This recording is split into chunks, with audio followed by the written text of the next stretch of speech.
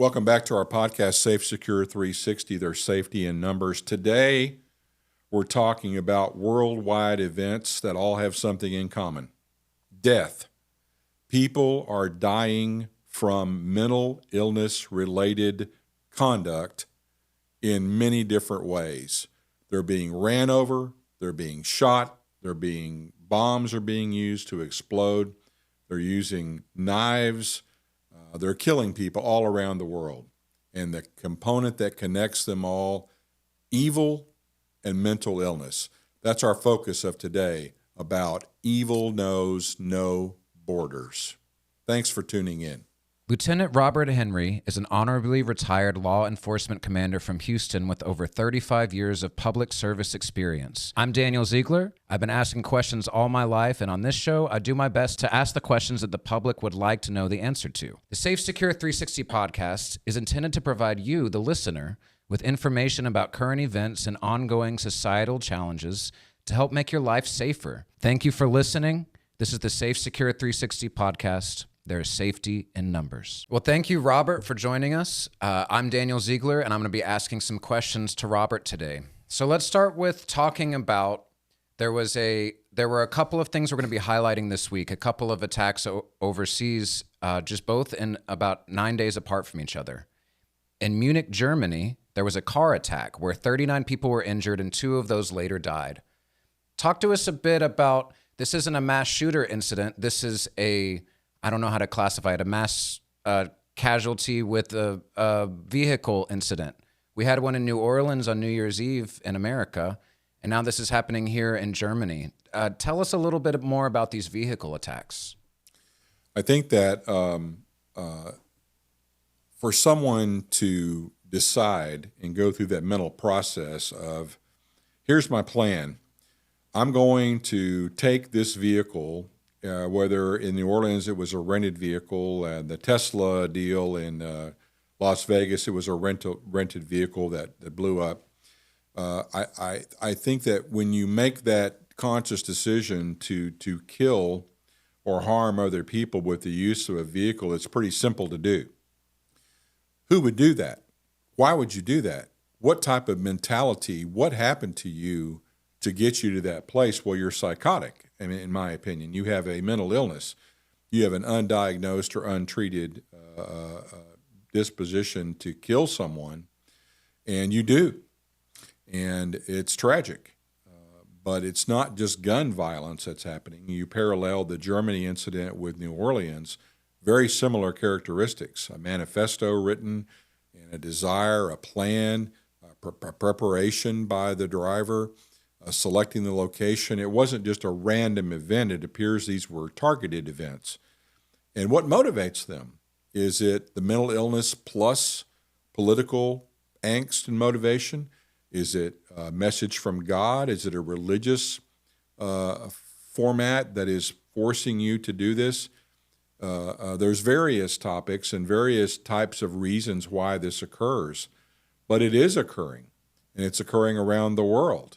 And we need to do a better job of attempting to identify this pre-event and attempting to identify what we can do to make ourselves safer. So if people are using things, even non-weapons, as weapons, maybe there's something bigger, maybe there's a bigger conversation than weapon control when we talk about these mass casualty incidents. What would be a good way to help at least start tackling the issue? We talk about policy a lot here, and we talk about the preparation of plans. So what might be a good plan, rather than arguing over whose fault it is or trying to change the policy of now you can't drive anymore because of, if you outlaw vehicles, that there will just be another way that people are using their mental illness. So what's a way that we could get together and talk about starting this before it gets to the part where they're running over people in a car? How can policymakers or the public or all of us together, how can we start having this conversation about mental illness and start treating that before it becomes this big blown out showing off of mental illness? Well, you raised a couple of points. So I'll talk about the mental illness component first.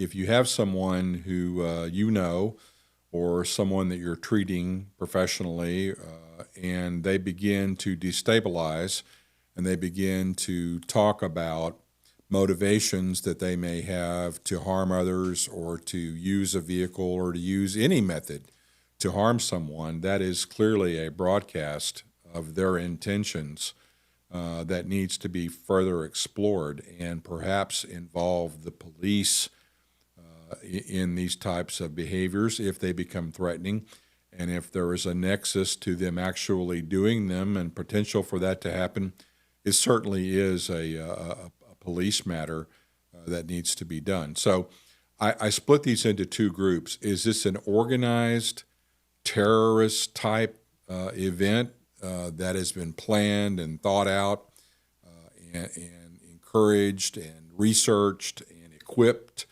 and strategic things put in place, or is this just a lone person with a mental illness who is in the depths of depression or psychosis, and they have this internal self-destructive and external destructive drive within them that presents themselves in a way that they're able to kill or injure many people? So are there signs? Can you see those signs? Can you develop a strategy to report these things before it happens? Hopefully you can. Is social media being used to broadcast their intention? Is it something that they tell a family member or a friend, hey, look, don't be on Bourbon Street on New Year's Eve at a certain time, something bad's going to happen. That could be a precursor broadcast event of their intentions. So I think that it's important to look for those signs. It's really your only chance to do it. Now, the second part of that is it's incumbent upon different municipalities and states and the government. If you know you're having a huge event somewhere with a very highly concentrated group of people, such as the Bourbon Street, New Orleans incident, what have you done to make a reasonable strategy to limit or exclude vehicles from driving within an area at night where people are celebrating with loud music and lights and perhaps drinking alcohol? How do you protect from an infrastructure perspective those vehicles from not entering that area? That is something that needs to be done.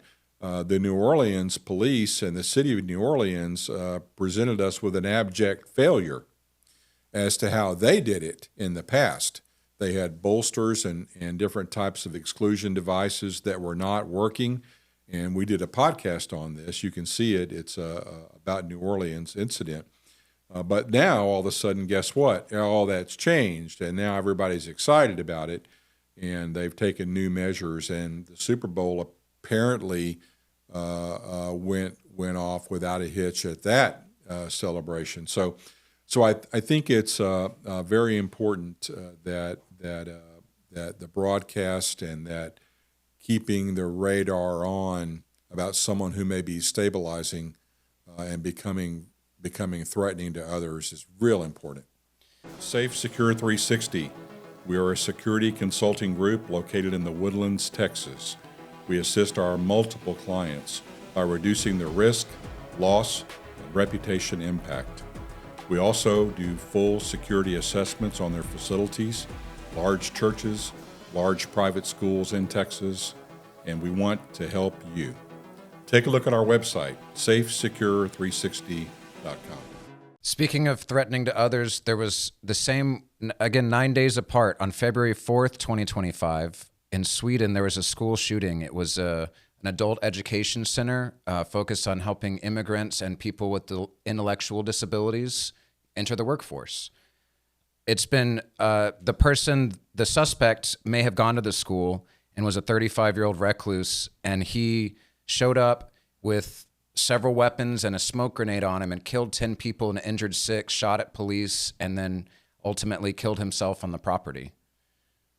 This is the biggest mass shooting in Sweden, certainly in schools.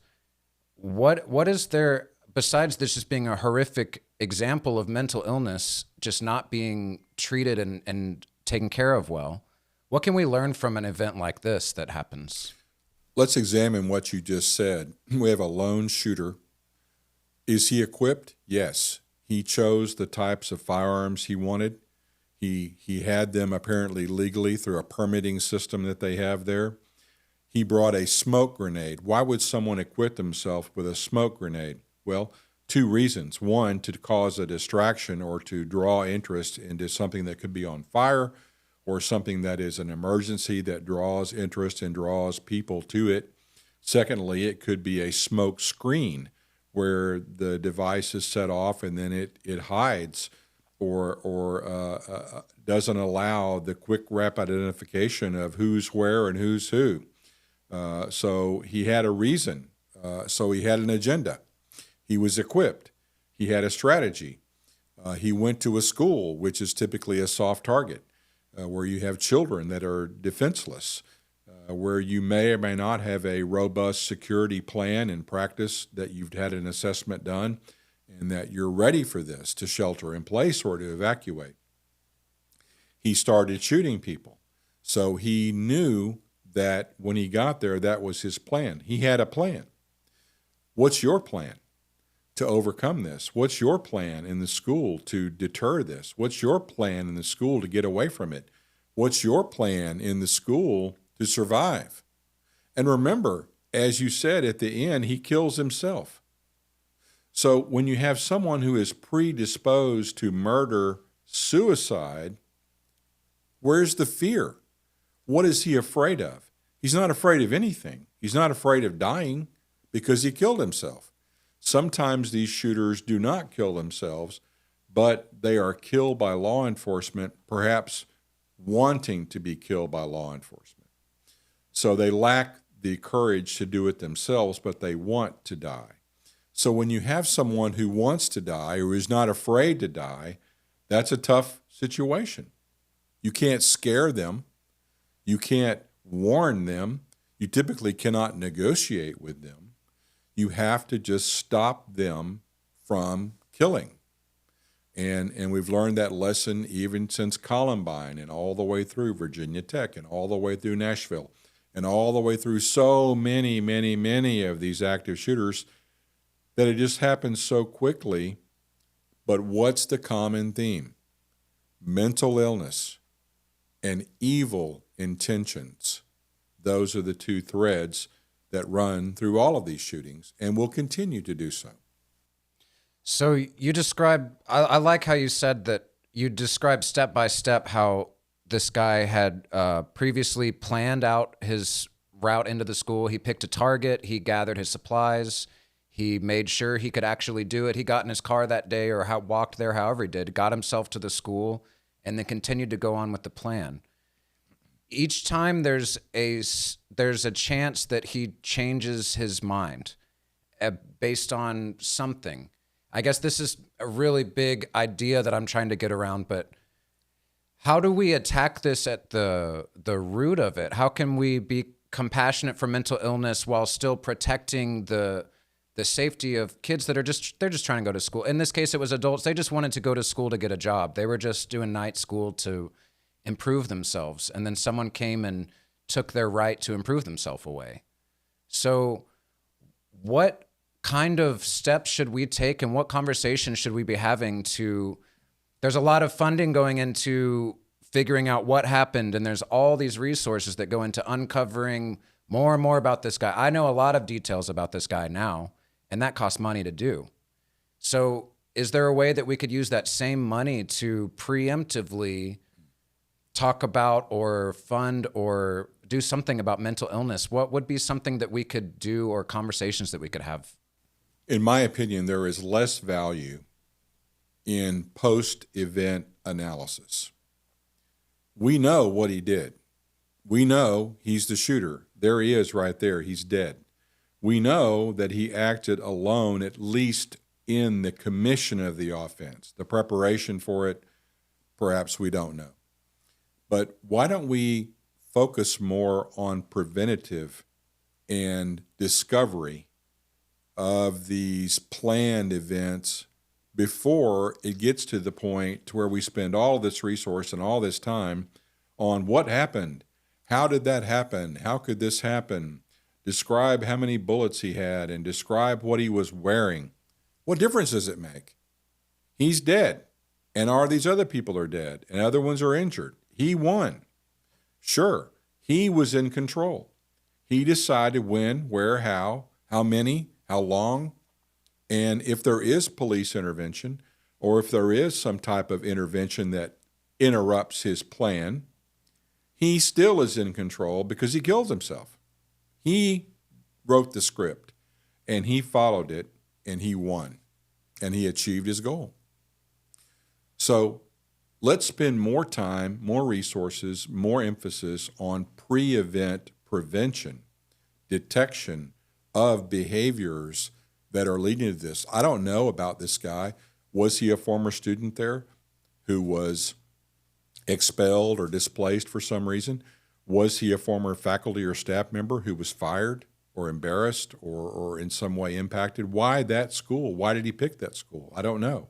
Some reason, but we don't know the nexus of that. So if you have a high-risk termination anywhere, and they talk about you're going to be sorry or I'm going to pay you back, or there's other types of conduct that are said that is alarming in nature, that's of concern. So I think that broadcasts by this person or any person pre-event is really more important than what he's wearing or what his educational level was. Does it really matter? It may matter for statistical purposes, or if we're trying to develop a profile of this shooter. But we saw in Nashville that no longer is it a male. We saw several in Houston Lakewood Church. No longer is it a male. We see all the time that our standard profile since Columbine really forward in the 90s is changing. And motivations change that. But why is it changing?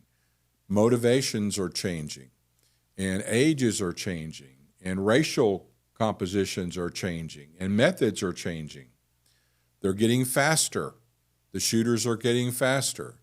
So we have to do more on our end to prevent and predict this behavior before it's a headline news article.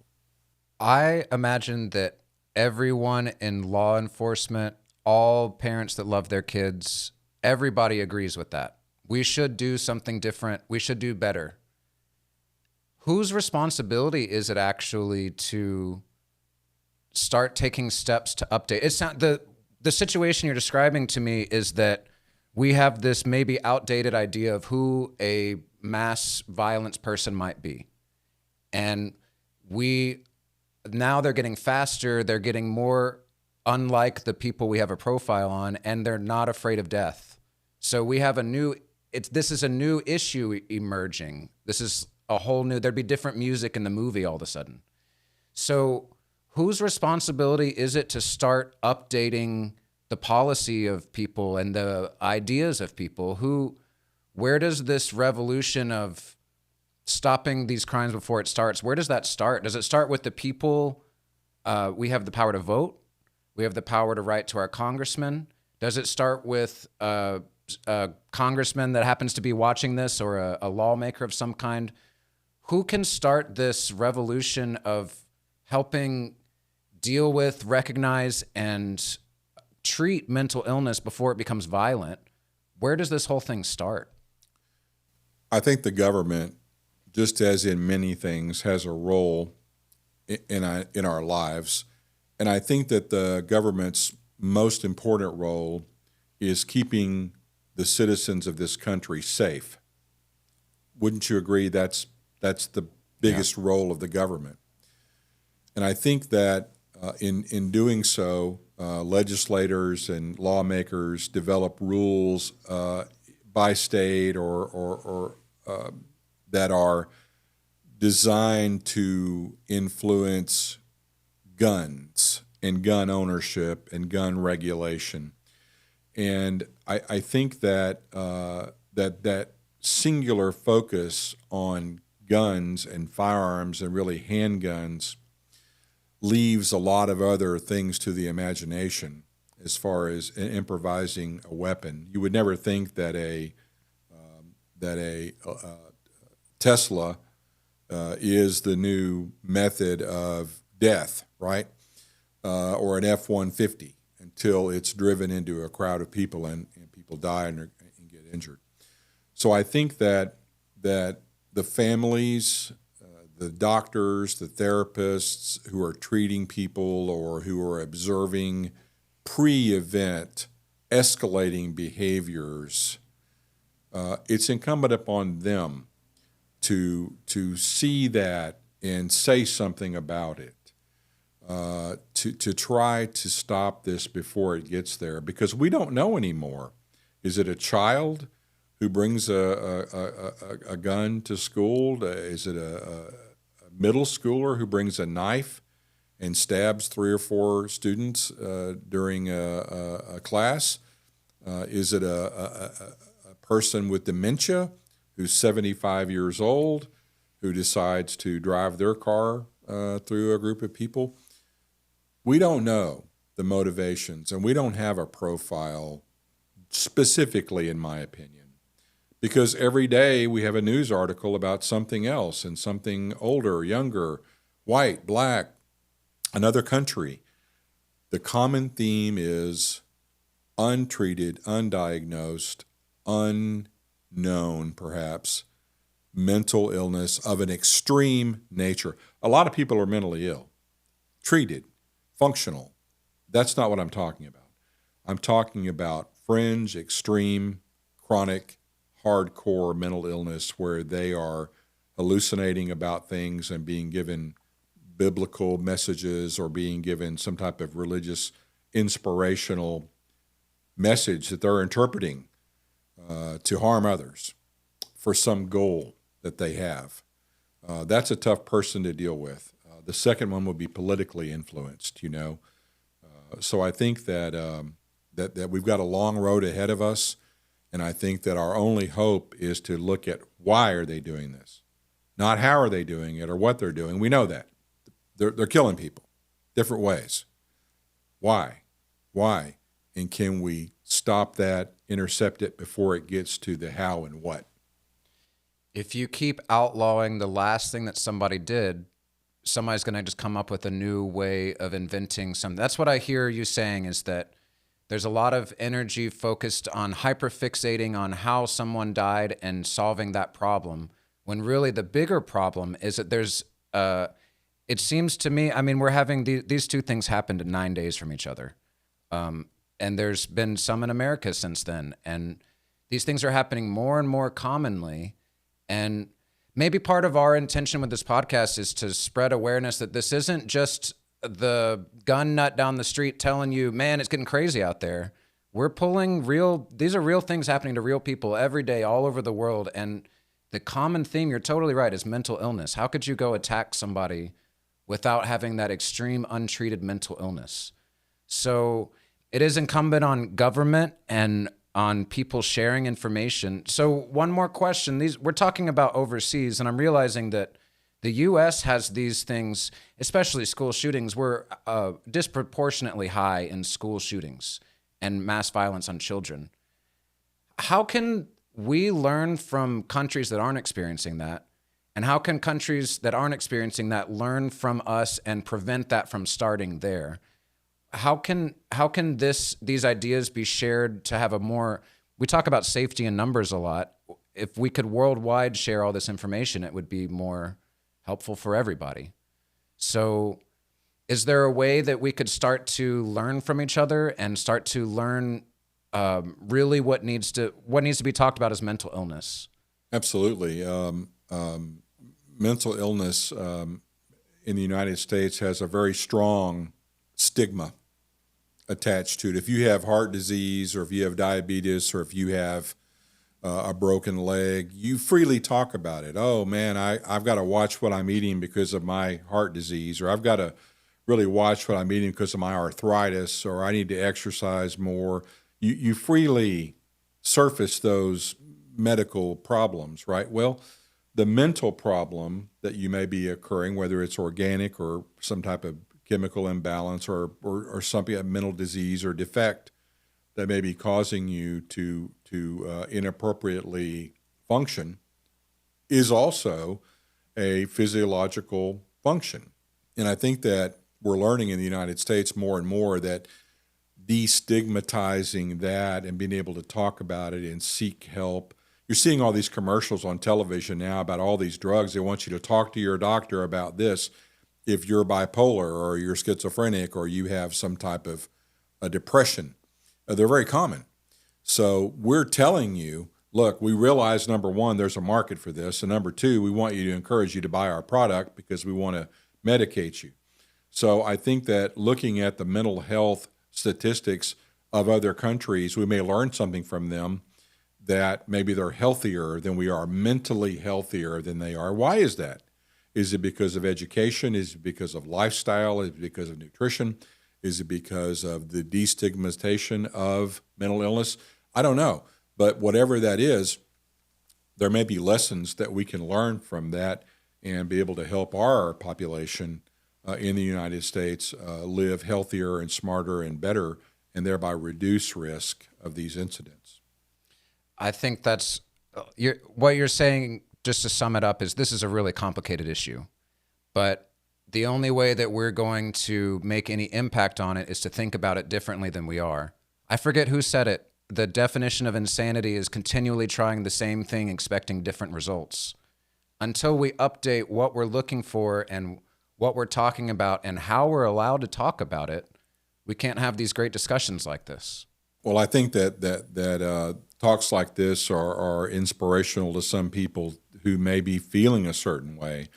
And if you are feeling a certain way of wanting to harm yourself, I strongly encourage you to contact a mental health professional or the National Suicide Hotline and talk to someone there.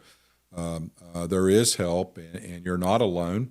And they may feel that way, but I think that there is help available to you. So if you're feeling those feelings like you want to harm someone or yourself, please take a moment and talk to someone.